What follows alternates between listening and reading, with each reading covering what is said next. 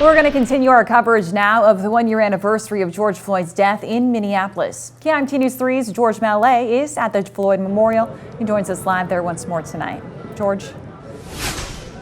And Katie, I'm joined now by David Tomlinson. He is an activist here in this community. He was also a Democratic delegate at the most recent presidential convention. And this has been a largely celebratory day in this community. But you made me sad for a minute, because when I asked you about optimism, you said you were not optimistic. Correct. And why is that? Because nothing's going to change. Nothing has changed and nothing will change in my community. And is there any reason to think that, we've talked about the fact that Congress is debating this police reform package right now. We've had Republican and Democratic senators express some optimism today that it might get through. Where are you on that? It's not going to get passed. There's no optimism for me, because this is a bill that should already be passed, a year old.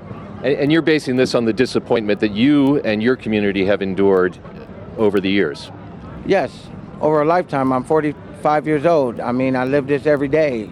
Nothing's going to change. Nothing will change.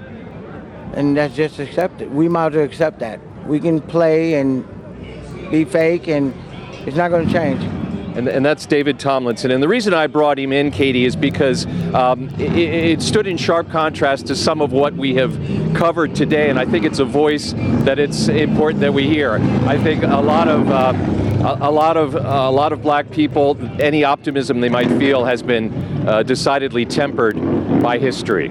We're live in Minneapolis tonight. George Mallet, KIMT News 3. Katie, back to you. All right. Thank you, George, as well as Nick and Anthony, who have spent the greater majority of the day there in Minneapolis.